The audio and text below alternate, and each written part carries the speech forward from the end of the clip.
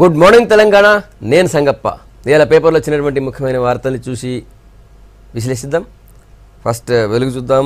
వెలుగుతో సహా అన్ని పత్రికల్లో కూడా నిన్న మహబూబ్నగర్ లోక్సభ నియోజకవర్గం పరిధిలో నిన్న సీఎం కేసీఆర్ మహబూబ్నగర్ నాగర్ కర్నూలు రెండింటికి ఉద్దేశించి వనపర్తిలో పెట్టినటువంటి బహిరంగ సభలో కేసీఆర్ బీజేపీ పైన, ముఖ్యంగా నరేంద్ర మోడీ పైన ఫైర్ అయినారు.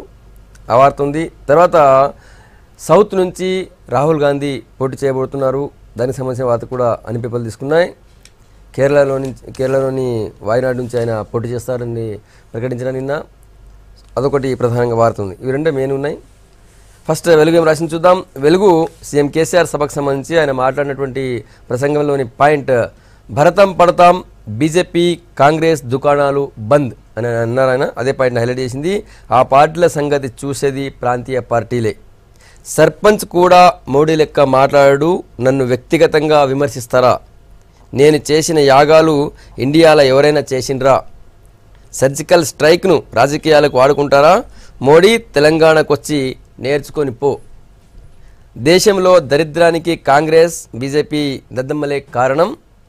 బంగారు భారత్ కోసం రక్తం ధారపోస్తా, పాలమూరు ప్రచార సభలో సీఎం అంటూ ఆ వార్తను తీసుకుంది. ఆ తర్వాత దక్షిణాది బరిలో రాహుల్ గాంధీ, అమేథీతో పాటు రెండో చోట పోటీ, ఇందిరా సోనియా బాటలోనే రాహుల్ గాంధీ అంటూ వార్తను తీసుకుంది వెలుగు. తర్వాత నిజామాబాద్లో 185 మంది అభ్యర్థులు బరిలో ఉన్నారు, రైతులందరూ కూడా కలిపి. సో అక్కడ బ్యాలెట్ ఉంటుందా, ఈవీఎం ఉంటుందా కన్ఫ్యూజన్ ఉండే. నిన్న ఎన్నికల సంఘం క్లారిటీ ఇచ్చేసింది. నిజామాబాద్లో కూడా ఈవీఎంలే ఉంటాయి, అక్కడ కూడా ఈవీఎంలతోనే ఎలక్షన్ జరుగుతుంది. ఆ పాయింట్ ఒకటి ప్రధానంగా ఉంది.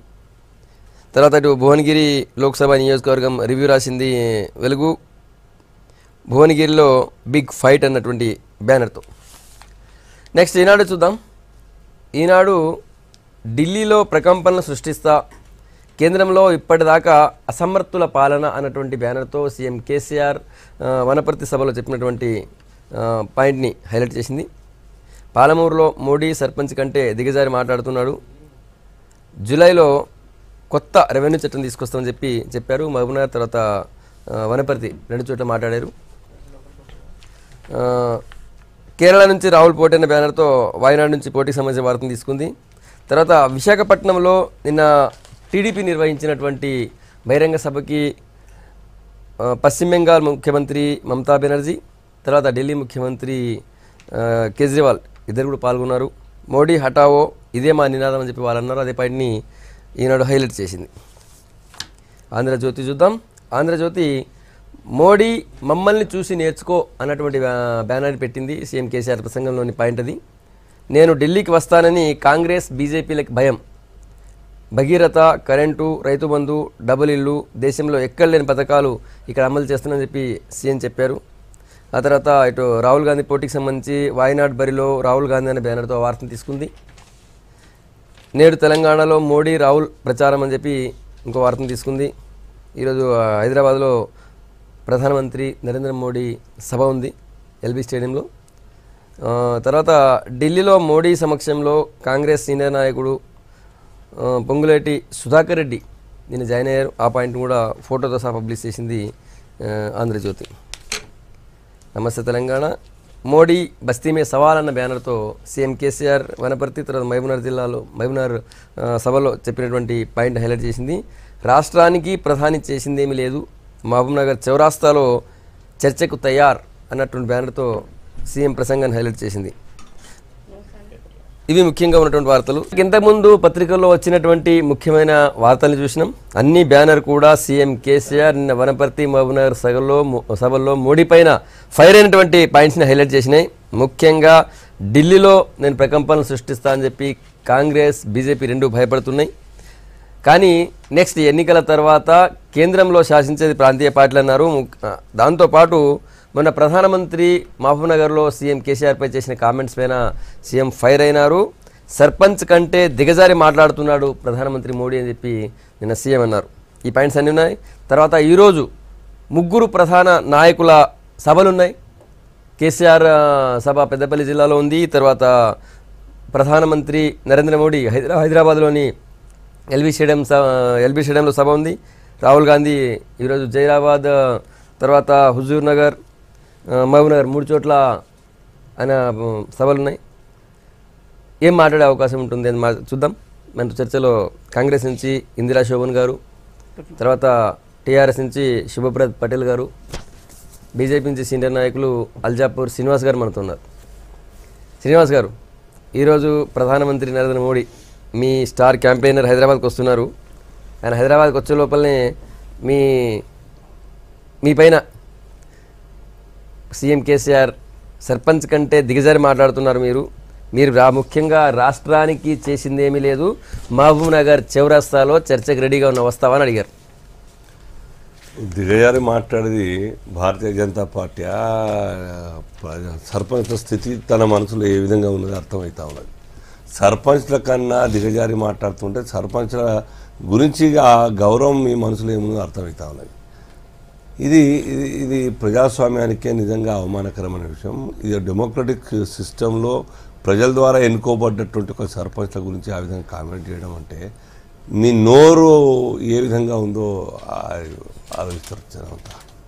రెండవది ప్రచారం. మా నాయకులు, దేశ ప్రధాని గత 5 సంవత్సరాల కాలంలో ఈ యొక్క దేశానికి చేసినటువంటి పనుల గురించి ఎక్కడ కూడా చర్చ నెగిటివ్ ఎక్కడేం లేదు. అన్ని చోట్ల అన్ని పార్టీల ప్రజలంతా కూడా సపోర్ట్ చేస్తూ ఉన్నారు. కేవలం పొలిటికల్ పార్టీ నాయకులు మాత్రమే 22 పార్టీలు అన్నీ కూడా ఉత్తర దక్షిణ ధృవాలన్నీ కూడా కలిసి ఈరోజు ఎక్కడికక్కడ వ్యతిరేకంగా మాట్లాడుతున్న విషయం టీవీలో చూస్తూ ఉంటే నిన్న కేసీఆర్ గారి గురించి కావచ్చు, లేకుంటే మమతా బెనర్జీ గురించి కావచ్చు మాట్లాడుతుంటే ప్రజలు నవ్వుకుంటూ ఉన్నారు. అదే పని పెట్టుకొని మోదీని తిట్టడమే, పనుల గురించి ఏమాత్రం మీకు ఆలోచన లేదు. ఈ దేశంలో ఎటువంటి మార్పులు తీసుకురావాలనే ఆలోచన లేదు. కానీ తిట్టడమే మీ పనిగా పెట్టుకుంటే ప్రజలకు ఒక మా పట్ల పాజిటివ్ వాతావరణ నిర్మాణం అవుతుంది.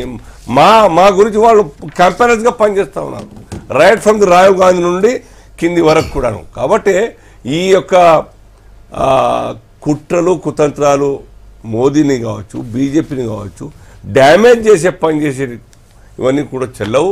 ఇవాళ హైదరాబాద్లో తెలంగాణలో కూడా డెఫినెట్గా మా యొక్క బలం బాగా పెరిగింది, మంచి రిజల్ట్ వస్తుంది.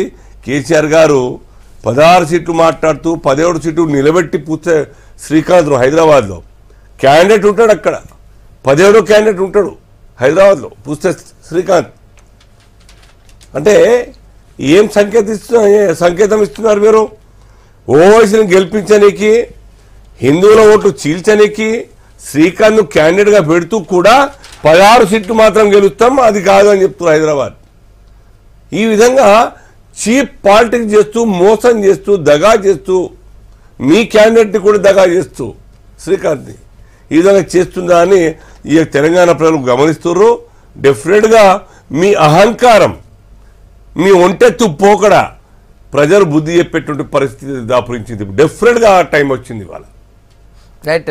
శుభప్రద్ పటేల్ గారు, ఈరోజు దేశానికి ఏమి చేయలేడు మోడీ అనేది ప్రజలందరూ కూడా ఈరోజు గమనించిన తర్వాతనే మొత్తం కూడా మోడీ గ్రాఫ్ క్రమేణా పడిపోతూ గతంలో వచ్చినటువంటి సీట్లకు ఈరోజుకి సగం సీట్లు కూడా వచ్చే పరిస్థితి లేదు బీజేపీకి. ఈ రాష్ట్రం విషయానికి వస్తే రాష్ట్రంలో 2014లో వాళ్ళకు వచ్చినటువంటి సీట్లు, అసెంబ్లీ సీట్లు 5, లోక్సభ సీటు 1.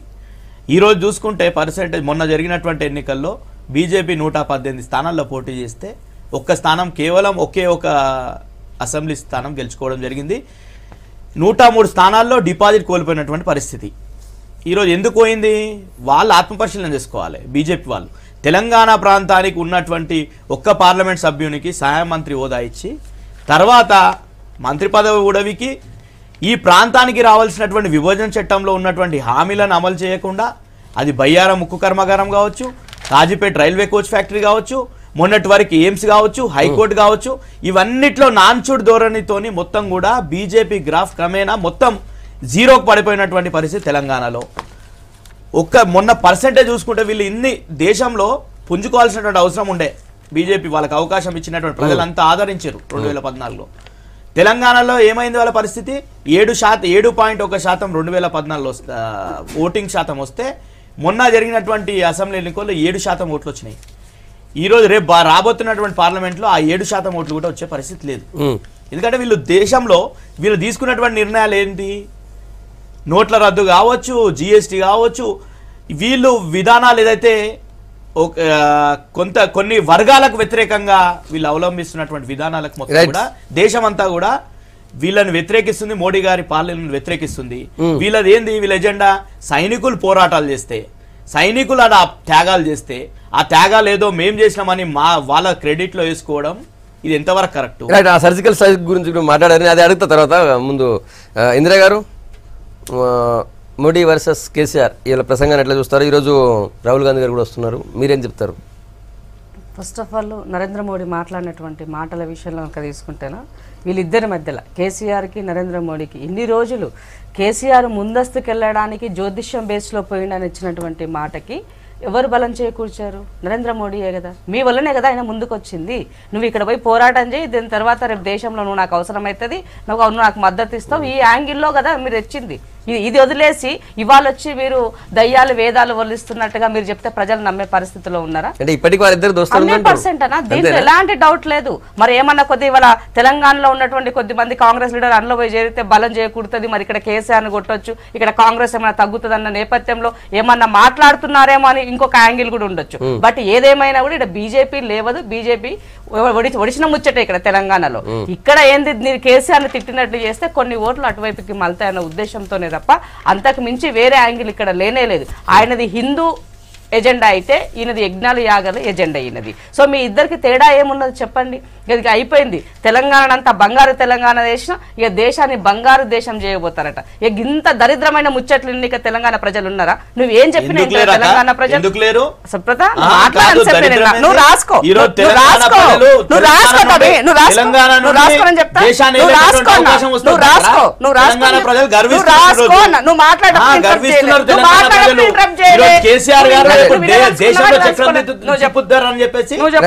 అవును. ఈరోజు ప్రజలంతా కూడా ఈరోజు మేము చేసినటువంటి పథకాలు దేశానికి మొత్తం కూడా ఆదర్శవంతంగా అయినాయి. డెఫినెట్ గా మా పరిపాలన, కేసీఆర్ గారి పాలన దేశం మెచ్చింది. లోకసభ ప్రజల్లోకి పోవద్దని ఇప్పుడు ఉద్యోగాలు ఇవ్వలేక మాకు పర్మిషన్ ఏమని చెప్పి హెచ్ఆర్సీని వెళ్ళినటువంటి దానికి ఇంతకన్నా దరిద్రం ఏమిటో తెలంగాణలో?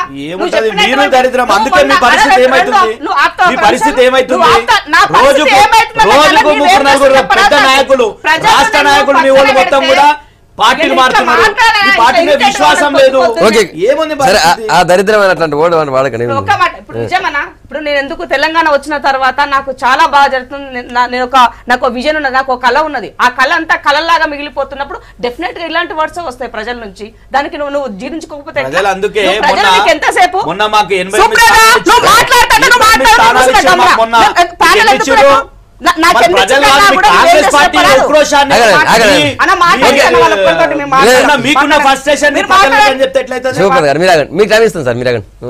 ప్రజల ఫ్రస్ట్రేషన్ కాదు, ప్రజల్లో ఉన్నటువంటి మనోగీతాన్ని ప్రతిపక్షంగా ఉన్నటువంటి నేను చెప్తున్నా. నీకు నచ్చితే విను, లేదంటే దానిని తీసుకెళ్లి మీ సార్కు మోయదలుచుకుంటా పోయి ఇట్లానే భజన పర్లేక బంట్రోతులేక మీరు మిగులుతుంటే మీరు ఒక్కటే మాట ఇక్కడ తెలంగాణలో ఉన్నటువంటి రైతు సమస్య, రైతు బంధు చెప్పినటువంటి ఇంకా పూర్తిగా రాలేదు. యువతకి ఇంకా రాలేదు, కంప్లీట్ రాలేదన్నా. ఇప్పుడు ఎలక్షన్స్ అయిపోయిన తర్వాత రెండోసారి ప్రజలు మీకు అధికారం ఇచ్చినాక కూడా అది కంప్లీట్ చేయనటువంటి పరిస్థితి. మీరు తీసుకొని లైన్ లో కావాలంటే నేను చెప్తా కొన్ని పేర్లు మీకు. అది ఆ పరిస్థితి అట్లానే మిగిలిపోయింది. యువతకి ఉద్యోగం రాలేదు. మీరు రెండోసారి అధికారం ఇచ్చినాక కూడా మళ్ళా అక్రమంగా ఇతర పార్టీలన్నీ ఎట్లా చేర్చుకోవాలన్న ఆలోచనలే ఉన్నావు తప్ప నిజంగా పాలన ప్రజలు నాకు ఇచ్చినారు, నేను ఎన్ని తప్పులు చేసినా అటువైపు నా అడుగులు కనబడుతున్నాయి. చివరికి మొన్న ఎమ్మెల్సీ, గ్రాడ్యుయేట్ ఎమ్మెల్సీ గెలిస్తే అది జీర్ణించుకోలేనటువంటి మీరు మరునాడే సంబంధం లేకుండా శరత్ అనేటువంటి వ్యక్తి ఆ మరునాడే ఈవినింగ్ వచ్చింది మనం చూసాం. దాన్ని డైవర్ట్ చేసే విధంగా ఉద్యోగులపైన ఉన్నటువంటి అక్కసుతోటి రెవెన్యూను కూడా నేను రద్దు చేయబోతున్నా. ఈ రకమైనటువంటి మీ మాటల ద్వారా తెలిసిపోతుంది మీరు ఉన్నటువంటి దాన్ని. ఇవాళ నిజామాబాద్ లో బ్యాలెట్ అనుకున్నటువంటి నిజామాబాద్ ను కూడా మళ్ళీ మీరు ఈవీఎంలోకి పోతున్నారంటే మరి మిషన్ల మీద ఎంత నమ్మకం? ఎలక్షన్ కమిషన్ కదా, 100% ఎలక్షన్ కమిషన్ కదా. ఎలక్షన్ కమిషన్ ఎవరు పని చేసిరు, ఎట్లా పని చేసిరు, రజత్ కుమార్ ఈ రోజు వరకు ఎందుకు కొనసాగుతున్నారు, వీనో ఎవ్రీథింగ్. బట్ కానీ ఉన్నటువంటి ఇప్పుడు ఆయన పెద్ద ఏమంటారు నరేంద్ర మోడీ నిన్న మాట్లాడిన నరేంద్ర మోడీ ఆయన నిన్న కాపాడుతున్నాడు ఆయన ఇంటెన్షన్ కాబట్టి మీ తరఫున నడుస్తుంది. సో అదే నేపథ్యంలో ఇవాళ రాహుల్ గాంధీ ఇవాళ రాబోతున్నారు. ఇవాళ తెలంగాణలో 3 సభలు ఉన్నాయి.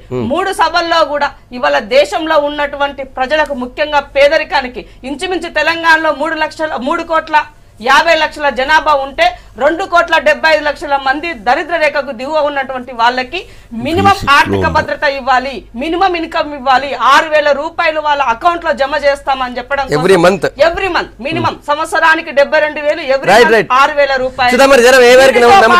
విద్యా భద్రత, ఆరోగ్య భద్రత, రైతు రుణమాఫీ 2 లక్షల రూపాయలు. ఇది మా యొక్క ఎజెండాగా ఉండబోతుంది. 100% పేదవాడికి, రైతుకు, రైతు కూలీకి దగ్గరగా ఉండబోయే ప్రభుత్వం కాంగ్రెస్ ప్రభుత్వం. కేసీఆర్ మాట్లాడుతున్నటువంటి మాటలో గజ్జులో వణుకోబోతున్నారు. సినిమాలో ఉన్నటువంటి విలన్లను చివరి నిమిషంలో హీరో ధరిమినట్టుగా అంటే ఈయన హీరో, మా వాళ్ళంతా విలన్లు. నేషనల్ గా ఉన్నటువంటి రాహుల్ గాంధీ మోడీ ఇద్దరు కూడా భయపడుతున్నారన్నారా? శివప్రసాద్ గారు ఇంతకుముందు బంగారు తెలంగాణ ఏ మేరకు చేశారో దేశం కూడా బంగారు భారత్ చేస్తానంటున్నారు, ఇక్కడ ఏం చేసినారని చెప్పి రకరకాల ప్రశ్నలు వేశారు మీ మీద. డెఫినెట్గా ఈరోజు దేశంలో ఎక్కడ కూడా రైతులకు 24 గంటల ఉచిత కరెంట్ ఇచ్చినటువంటిది ఎక్కడ కూడా ఈరోజు ప్రధానమంత్రి ఉన్నటువంటి గుజరాత్లో కూడా లేనటువంటి పరిస్థితి. ఈరోజు రైతులకు సంబంధించి రైతు బంధు కావచ్చు, రైతు బీమా కావచ్చు, ఇట్లాంటి పథకాలు మొత్తం కూడా దేశమే కాదు మొత్తం అంతర్జాతీయ సంస్థ కూడా గుర్తింపు పొందినటువంటి పథకాలు ఈరోజు కేసీఆర్ గారు ప్రవేశపెడుతున్నారు. అదేవిధంగా మిషన్ భగీరథ ఇంటింటికి మంచినీళ్ళు అనే పథకాన్ని తీసుకొని వస్తే చాలామంది ఆశ్చర్యపోయారు. అసలు ఇట్లాంటి పథకాలు అని చెప్పి 11 రాష్ట్రాలకు సంబంధించినటువంటి వాళ్ళు ప్రతినిధులు వచ్చి ఇక్కడ అధ్యయనం చేసినటువంటి సందర్భం. ఇట్లా దేశంలో ఉన్నటువంటి రాష్ట్రాలు కావచ్చు, దేశమే ఈరోజు మోడీ గారే మా పథకాలను కాపీ కొట్టినటువంటి సందర్భం. ఈరోజు ఇట్లాంటి కళ్యాణ్ లక్ష్మి కావచ్చు, ఇట్లాంటి కేసీఆర్ కిట్ కావచ్చు, ఇట్లా వినూత్నమైన టీఎస్ ఐపాస్ కావచ్చు, ఇట్లాంటి పథకాలు ఈరోజు కేసీఆర్ గారు ఏదైతే ప్రవేశపెడుతుండో ఇవన్నిటిని కూడా మొత్తం కూడా దేశం మొత్తం కూడా తెలంగాణ వైపు చూస్తున్నటువంటి సందర్భం.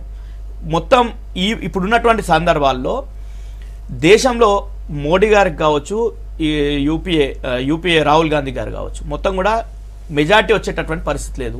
వాళ్ళు ఇద్దరు కలిసినా కానీ ప్రభుత్వాన్ని ఒకవేళ రాహుల్ గాంధీ మోడీ కలిసి మేము కలిసి ప్రభుత్వాన్ని ఏర్పాటు చేస్తామన్నా కానీ చేయలేనటువంటి పరిస్థితి కనిపిస్తున్నాయి ఇప్పుడు. ఓకే, కాబట్టి ఈ రోజు నడిచేదంతా ప్రాంతీయ పార్టీలదే. ఎక్కడైతే ప్రాంతీయ పార్టీలు బలోపేతంగా ఉన్నాయో, ఎక్కడైతే ప్రాంతీయ పార్టీలు ఉన్నాయో అక్కడ జాతీయ పార్టీలు మొత్తం కూడా వాళ్ళు ఈరోజు పెద్ద సైజు ప్రాంతీయ పార్టీలుగానే మిగిలినాయి. ఈరోజు మొన్న వచ్చినటువంటి స్థానాలు ఎన్ని కాంగ్రెస్ పార్టీకి? మొన్న 44 స్థానాలు కాంగ్రెస్ పార్టీకి. మాకు 11 స్థానాలు ఉంటే ఒక రాష్ట్రంలో, ఒక చిన్న రాష్ట్రంలో మేము 11 స్థానాల్లో ఉంటే వాళ్ళు దేశవ్యాప్తంగా జాతీయ పార్టీ అని చెప్పి 44 స్థానాలు వాళ్ళకి వచ్చింది. ఈరోజు ఇట్లాంటి పరిస్థితుల్లో ప్రాంతీయ పార్టీలన్నీ కూడా కూటమిగా ఏర్పడుతున్నాయి. తప్పకుండా కేసీఆర్ గారు దానికి నాయకత్వం వహిస్తాడు. డెఫినెట్ గా మేమే కేసీఆర్ గారు నిర్ణయించే వాళ్ళే ప్రధానిగా అయ్యేటటువంటి అవకాశాలు స్పష్టంగా కనిపిస్తున్నాయి. ఈరోజు ఏ సర్వే చేసినా అది వీడిపి నిన్ననే సర్వే చేస్తే 15 అంటున్నారు కానీ డెఫినెట్ గా ఎలక్షన్లు వచ్చే వరకు 16 స్థానాలు టీఆర్ఎస్ పార్టీ గెలవబోతుందని చెప్పేసి స్పష్టంగా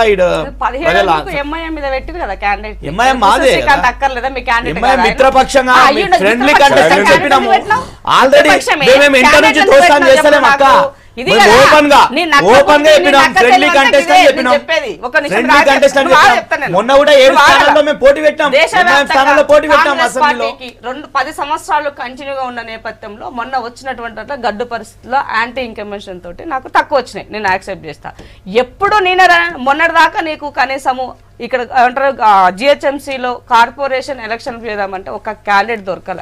మీరు ఎన్నిసార్లు రాజీనామా చేసి ఎలక్షన్లకు వెళ్ళిపోతే ఆ రోజు ఉన్నది ఈ రోజు లేదు, రేపు ఉండదని చెప్తున్నాను.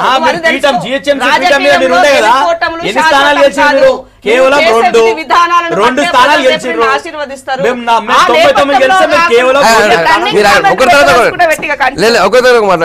సో ఇప్పుడు జరిగినటువంటి నిన్ను నరేంద్ర మోడీ కాపాడినన్ని రోజులు నువ్వు safe side. Narendra Modi term అయిపోయింది.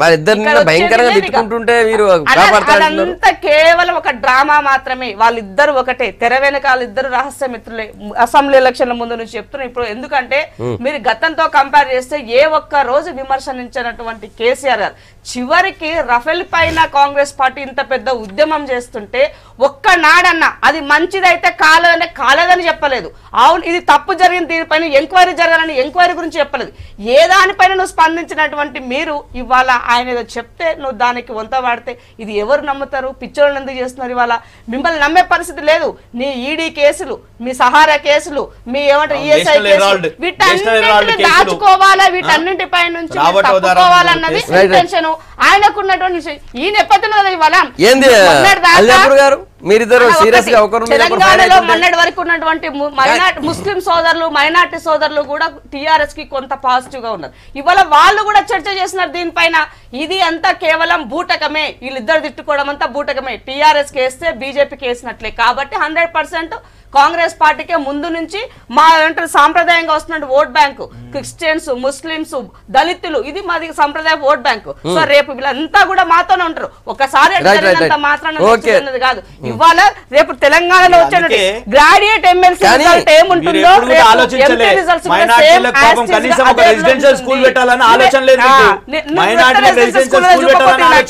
నువ్వు పెట్టిన రెసిడెన్షియల్ స్కూల్లో ఇన్ఫ్రాస్ట్రక్చర్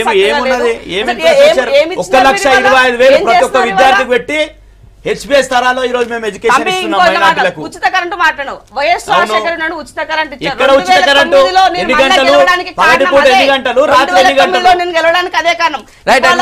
పవర్ అంటే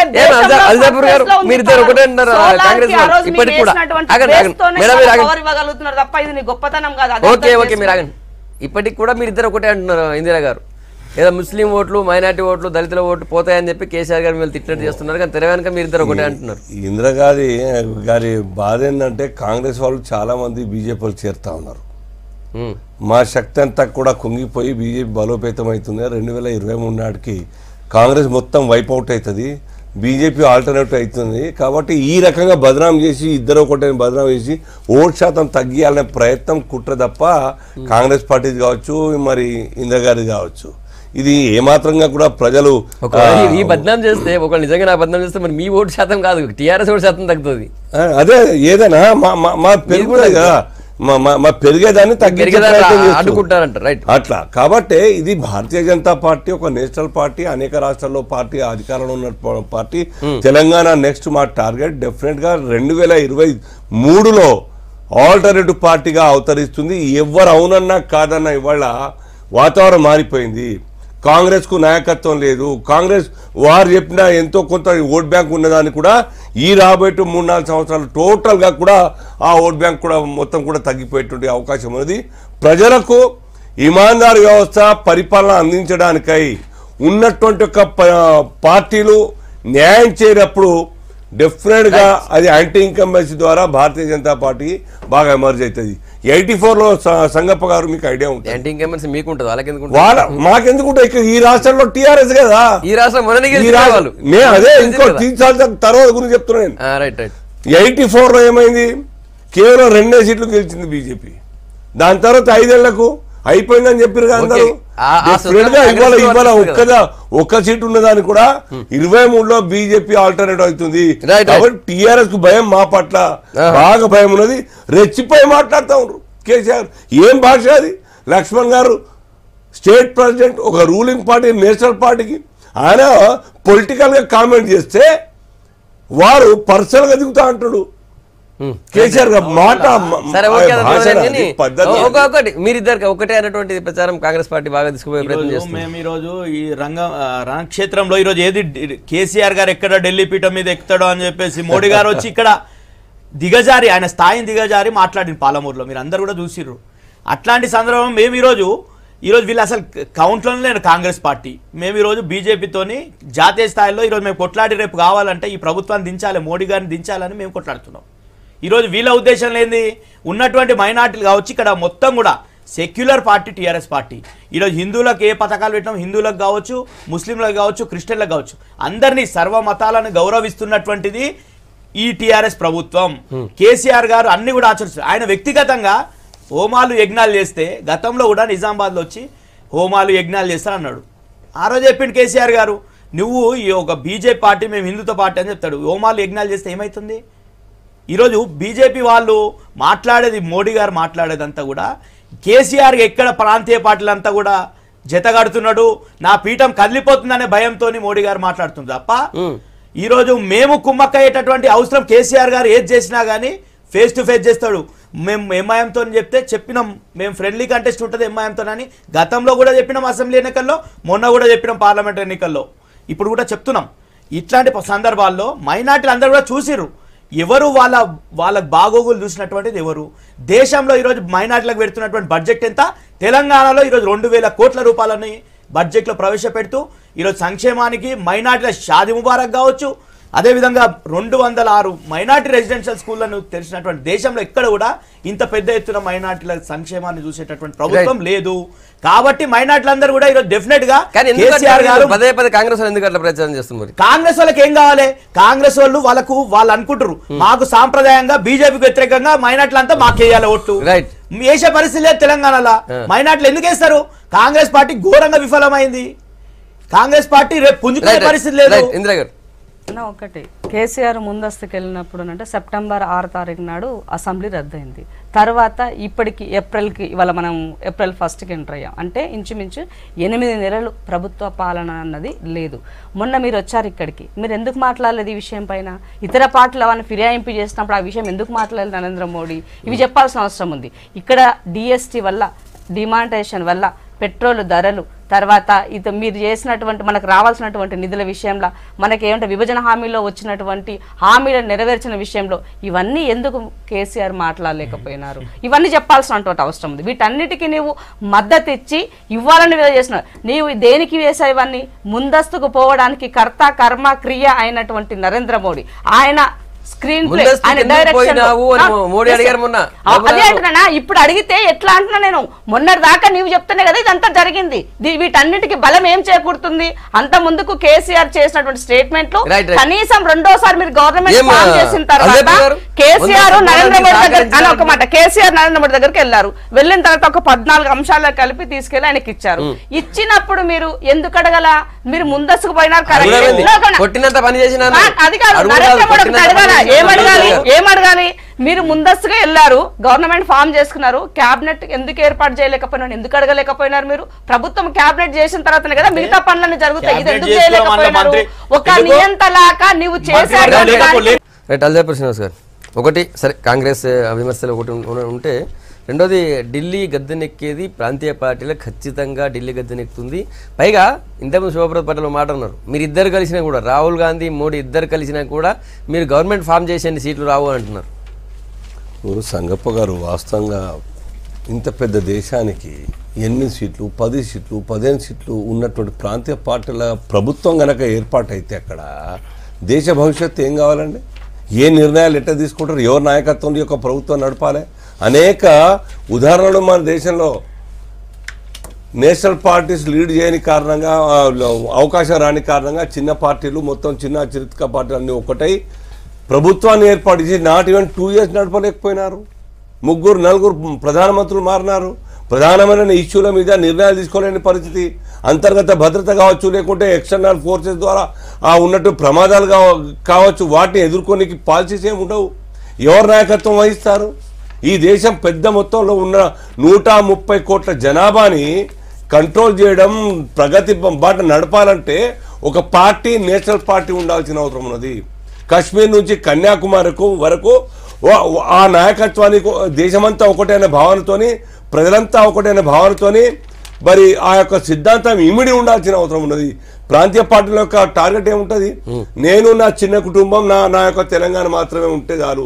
నిన్నటిదాకా తెలంగాణ గురించి, తెలంగాణ ప్రజల గురించి అవతల వైపు తెలుగు వాళ్ళు ఉన్నా కానీ అక్కస్తో వాళ్ళను ప్రొవోక్ చేస్తూ అదే ఆ రక్తమేంది బాడీ అంతా ఉన్నప్పుడు దేశానికి ఏ విధంగా అంటే రీజనల్ పార్టీస్ యొక్క కాన్సెప్ట్, రీజనల్ ఫీలింగే ఉంటది, అవతల వైపు ఉండదు. అనేక అంశాల్లో ఇవాళ ప్రాంతీయ పార్టీ సంగప్ప గారు ఇవాళ నీళ్ళ తగాదా వస్తుంది రాష్ట్రాల మధ్యన. నీ స్టాండ్ ఏముంటది? మహారాష్ట్ర ఖిలాఫ్ నువ్వు మాట్లాడాల్సి వస్తుంది. నువ్వేమో జాతీయ సర్కార్ గౌరవం ఫామ్ చేస్తా అంటావు.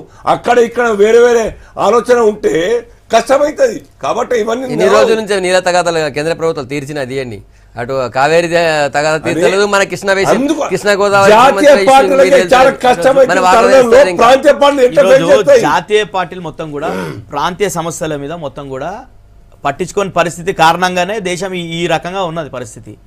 నదీ జలాల విషయంలో కావచ్చు, ఇంకా అభివృద్ధి విషయంలో కావచ్చు, వాళ్ళకి ఓట్లు ఒకసారి వాళ్ళకంటే ఆ ప్రశ్న నేనే చేసిన మీరు కూడా కాదు, కానీ మీరు ఎట్లా చేస్తారు ఆ సమస్య, మీరు ఎట్లా పరిష్కరిస్తారు? మేము పక్క మహారాష్ట్రతోని ఒప్పందం ఏ విధంగా చేసుకున్నాం? మీ నుంచి కేంద్ర ప్రభుత్వం చెప్తే ఒప్పందం చేసుకున్నామా? మేము సమన్వయం లోపం లేకుండా మహారాష్ట్ర ప్రభుత్వంతో మాట్లాడి ఒక ఒప్పందం చేసుకొని ఈరోజు కాళేశ్వరం ప్రాజెక్ట్ కడుతున్నాం. అట్లనే రేపు డెఫినెట్గా జాతీయ స్థాయిలో మాకు సమస్యలు తెలుసు కదా, అసలు మూలాలు తెలుసు, ఏముంటాయో సమస్యలు ఏంది, ఏ విధంగా పరిష్కరించాలనేది ప్రాంతీయ పార్టీలకు ఉన్నటువంటి అవగాహన జాతీయ పార్టీలకు లేదు. కాబట్టి వాళ్ళకి ఇంట్రెస్ట్ కూడా వాళ్ళకు జాతీయ స్థాయిలో ఉంటుంది తప్ప ప్రాంతీయ మేమంతా కూడా రాష్ట్రాలకు సంబంధించినటువంటి కూటమిలు కట్టేసి రాష్ట్ర పార్టీలకు సంబంధించి ప్రాంతీయ పార్టీల కూటమి కట్టినప్పుడు డెఫినెట్గా ప్రాంతీయ సమస్యలు ఫోకస్ ఎక్కువ అవుతాయి. ఆ సమస్యల పరిష్కారం కూడా ఫోకస్ ఎక్కువ అయినప్పుడు డెఫినెట్గా సమస్యలు పరిష్కారం అయితే అనేది కేసీఆర్ గారి మా వాదన. ఈరోజు మోడీ గారు మొత్తం కూడా ఏం చేసిండు? ఈరోజు బుల్లెట్ ట్రైన్ తీసుకొని పోతే ఎక్కడి నుంచి తీసుకొని పోయిండు? ఆయనకు లేదా? గుజరాత్ మీద నుంచి బాంబే టు ఢిల్లీ తీసుకొని గుజరాత్ మీద నుంచి బుల్లెట్ ట్రైన్ తీసుకొని పోతలేడా? ఆయనకు లేదా గుజరాత్ అనే ఫీలింగ్? ఎవరికి లేదు. ఉత్తరాది రాష్ట్రాల మీద ఉన్నటువంటి సోయి దక్షిణాది రాష్ట్రాల మీద వాళ్ళకి లేదు. ఎందుకు లేదంటే వాళ్ళకి సీట్లు లేవు, ఓట్లు లేవు వాళ్ళకి. అట్లాంటి పరిస్థితి ఉంది కాబట్టే ఈ రోజు ఈ ప్రాంతంలో వాళ్ళకి మనుగడ లేకుండా పోయింది. ఏ రాష్ట్రంలో వాళ్ళకు దక్షిణాది తీసుకొచ్చారు కాబట్టి మరి రాహుల్ గాంధీ కూడా ఇప్పుడు సౌత్ నుంచి పోటీ చేస్తున్నారు. రాహుల్ గాంధీ వైనాడు నుంచి పోటీ చేస్తున్నారు. సౌత్ ని పట్టించుకుంటలేరు కేంద్ర జాతీయ పార్టీలు అన్నందుకు కావచ్చు, మొత్తానికి వస్తున్నారు. గతంలో కూడా ఇందిరాగాంధీ గారు కూడా ఇదే వాళ్ళు పోటీ చేయడము ఇక్కడ నుండి ఏంది వాళ్ళు ఒక భావన తీసుకురావాలి, మేము ఇక్కడిని కూడా ఇక్కడ ఓట్ల శాతం పెంచుకోవాలి, సీట్లు పెంచుకోవాలనే భావన తప్ప ఈ ప్రాంత సమస్యలను తీరవాలని గత 10 సంవత్సరాలు వీళ్ళే ఉండే కదా. ఎవరు ఆపిరు? 2004 నుండి 2014 వరకు వీళ్ళ పాలన ఉండే కదా. ఈ ప్రాంత సమస్యలు ఎందుకు పట్టించుకోలేరు? ఈ ప్రాంత అభివృద్ధి కోసం ఎందుకు కృషి చేయలేరు వీళ్ళు?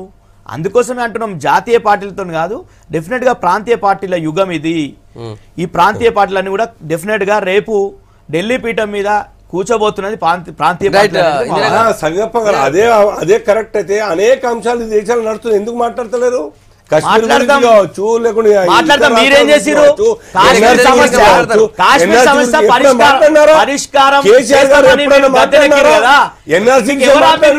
మిమ్మల్ని ఎవరు ఆపిర్రు? మీకు సీట్లు తక్కువ, మెజార్టీ లేకుండా మీకు మెజార్టీ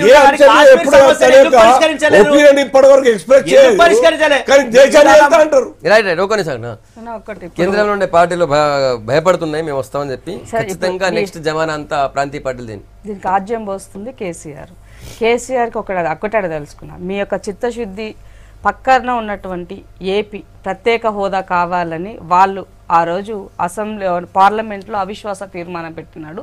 మీరు ఎందుకు మద్దతు తెలియదు? అతను కూడా ఒక ప్రాంతీయ పార్టీయే.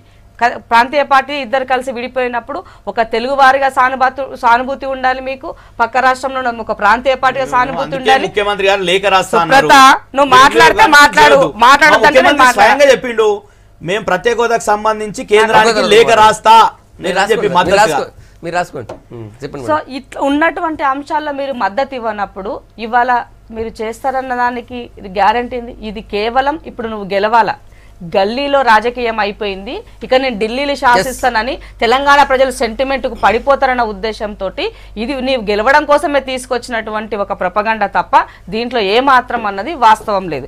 ఇంకో విషయం, సరే అన్ని ప్రాంతీయ పార్టీలు కలిసి చేయాలి అనుకున్నప్పుడు, నేషనల్ పార్టీలు అనుకున్నప్పుడు, నేషనల్ పార్టీస్ కి ప్రతి రాష్ట్రంలో ఎక్కడ ప్రతి దగ్గర మినిమం ఓట్ బ్యాంక్ అనేది, సరే బీజేపీ ఉన్నా లేకున్నా కాంగ్రెస్ అయితే ప్రతి దగ్గర కూడా నా మినిమం ఓట్ బ్యాంక్ నాకు ఉంది.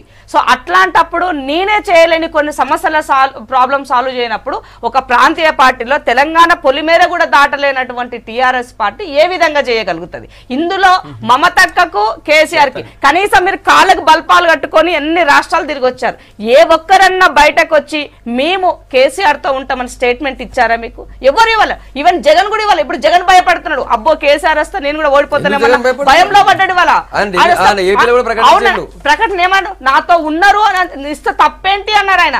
కానీ నిజంగా లోపల ఇంటర్నల్ గా వాళ్ళ ఉన్నదేంది కేటీఆర్ కలిసినప్పుడు కేసీఆర్ గారి సారథ్యంలోనే ఫెడరల్ ఫ్రంట్ అవుతుంది అని చెప్పి నవీన్ పట్నాయక్ గారు ఏం చెప్పారు, అఖిలేష్ యాదవ్ గారు ఏం చెప్పారు.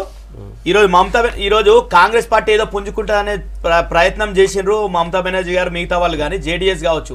జేడీఎస్ తోనేంది కర్ణాటకలో కుంపటి, కర్ణాటకలో కాంగ్రెస్ పార్టీతో మొత్తం కూడా వాళ్ళు ఏదో విడలేక ఉన్నటువంటి పరిస్థితి జేడీఎస్.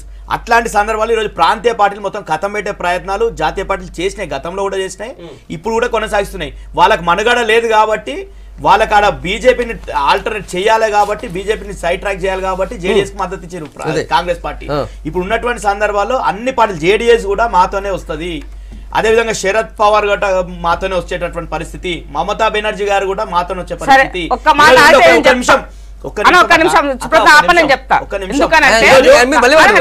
ఈరోజు ఈ సమస్యల మీద మొత్తం కూడా మాట్లాడుతున్నది ఎవరు? మా తెలంగాణకు సంబంధించినటువంటి విషయాల్లో మాట్లాడింది మేము, హక్కులన్నీ కూడా తెచ్చుకున్నది మేము. మీరు కాంగ్రెస్ పార్టీగా మీరు ఏం చేసారు? కాంగ్రెస్ పార్టీగా పార్లమెంట్ లో ఒక్క రోజైనా మాకు మద్దతు ఇచ్చిరా? ప్రతిపక్షం కదా పార్లమెంట్ లో, మీరు ఏదైనా మద్దతు ఇచ్చిరా? రాహుల్ గాంధీ తెలంగాణ ఇవ్వకపోతే నీకు ఇవాళ ఈ పదవులు లేవు, ఈ ఆర్భాటం లేదు, ఇవాళ తల్లిపాలు తాగి పళ్ళు రమ్మి కేసీఆర్ గారు ఏం చేసినట్టు కదా. ముఖ్యమంత్రులందరూ ప్రణబ్ ముఖర్జీ కమిటీకి మీరు లేఖలు ఇప్పించిరా? కేసీఆర్ గారు తొక్కని గడపలేదు, ప్రతి ఒక్క పార్టీ కార్యాలయానికి ప్రతి ఒక్క పార్టీ నాయకుల దగ్గరికి పోయి 32 పార్టీలతో లేఖలు ఇప్పించాడు తెలంగాణకు అనుకూలంగా. జాతీయ స్థాయిలో కేసీఆర్ గారికి ఉన్నటువంటి సంబంధాలు ఎవరికి లేవు. కేసీఆర్ గారు జాతీయ స్థాయిలో కేసీఆర్ గారి సంబంధాలను తెలంగాణలో అన్ని పార్టీలతో, అన్ని రాజకీయ జాతీయ ప్రాంతీయ పార్టీలతో మాట్లాడారు. సో ఆ పరిచయాలు ఇప్పుడు పనికి వస్తాయి. ఫెడరల్ ఫండ్ కేంద్ర మంత్రిగా పనిచేసిండు. ఒక్క నిమిషం ఆగను. నిజంగానే అది పనికి వస్తుంది అనుకున్నాం, అంత అవసరం లేదన్నా. నిన్న జరిగినటువంటి సభ ఎగ్జాంపుల్ తీసుకుందాం. పక్క రాష్ట్రంలో ఉన్నటువంటి చంద్రబాబు నాయుడుకి మద్దతుగా ఇద్దరు సీఎంలు వచ్చి బాబు గెలవడం అనివార్యమని చెప్పారు. బాబు గెలవడం అనివార్యమని దగ్గరికి ఎందుకు రాలేదు? పార్లమెంట్ స్థానాలు జగన్ చేస్తున్నాయి, జగన్ ప్రభుత్వం రాబోతుంది, మీరు ఎందుకు మేము ఈరోజు రెండు ప్రాంతీయ పార్టీలు నవీన్ పట్నాయక్ రాలేదు, ఎందుకు రాలేదు? నవీన్ పట్నాయక్ ఏం చెప్పారు? మంచి ప్రయత్నం చేసిన కేసీఆర్ గారు ఆహ్వానిస్తున్నామని అఖిలేష్ యాదవ్ చెప్పారు, నవీన్ పట్నాయక్ చెప్పారు, మమతా బెనర్జీ గారు చెప్పారు. ఇది ఒక ప్రచార ఆర్భాటంగానే తీసుకోవాలి. నిన్న కేటీఆర్ గారి స్టేట్మెంట్ చూసాం, అన్ని పార్టీల పేర్లు చెప్పుకుంటూ మా ఎంబటి ఉన్నాయి. ఏ ఒక్కరు కూడా దాన్ని స్పందిస్తూ ఎప్పుడు కూడా మాట్లాడారు. ఏం మాట్లాడారు? ఊగదంపుడు కాబట్టి ఇవన్నీ కూడా పోస్ట్ ఎలక్షన్స్ ఏం చెప్తా కనబడతాయి. ఇవాళ మీరు ఇప్పటిదాకా బాగా అదే పోస్ట్ ఎలక్షన్స్ ఏమైతే కనబడతాయి కదా, మీ మాటలన్నీ కూడా పేపర్ కటింగ్స్ అన్ని తీసి పెడతాం. మేము కూడా చెప్పింది ఏంది, చేసేది జరిగింది ఏంటి అనేది కళ్ళ ముందర కనబడుతుంది. ఈ రీజనల్ పార్టీతో సర్కార్ నడవదు. దేశ భద్రత కావచ్చు, దేశ పురోగతి కావచ్చు, ఏ కోశాన్ని కూడా సాధ్యం కాదనే విషయం అనేక సందర్భాలు తెలిసిపోయింది. దాని తర్వాత మళ్ళీ అదే కొత్త ప్రయోగం చేసి మోడీని దించాలి మాట్లాడడం వల్ల ఎన్డీఏలో ఎన్ని రీజనల్ పార్టీస్ ఉన్నాయి? అంటే మీరు ఒక్కరుగా ఒంటరిగా బీజేపీ కాకుండా పార్టీలు మా దగ్గరకు వస్తే అంటున్నాం మేము. ఈ రోజు మీరు ఏం చేసిర్రు? అన్ని పార్టీలతో మీదొక కూటమి, మీరొక కూటమి, మీరు ఇండివిజువల్ గా ఏం లేరు. ఒకటే ఫైనల్ గా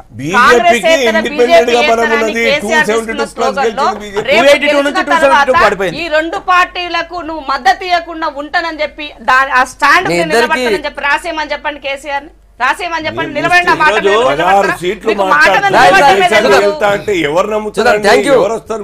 థ్యాంక్ యూ ఇందిరా గారు, శివప్రద గారు, అల్జాపూర్ శ్రీనివాస్ గారు. గుడ్ మార్నింగ్ తెలంగాణ మీ అభిప్రాయం చెప్పినందుకు. మొత్తానికైతే ఈ రోజు ముగ్గురు మహానాయకులు, అటు నరేంద్ర మోడీ, తర్వాత రాహుల్ గాంధీ, ఇటు సీఎం కేసీఆర్, ముగ్గురు సభలు కూడా ఉన్నాయి. మరి ఈ రోజు ముగ్గురు ఒకరినొకరు ఏం విమర్శించుకుంటారో చూద్దాం. మళ్ళీ రేపు పొద్దుగాల ఇదే టైం కలుద్దాం. Stay tune.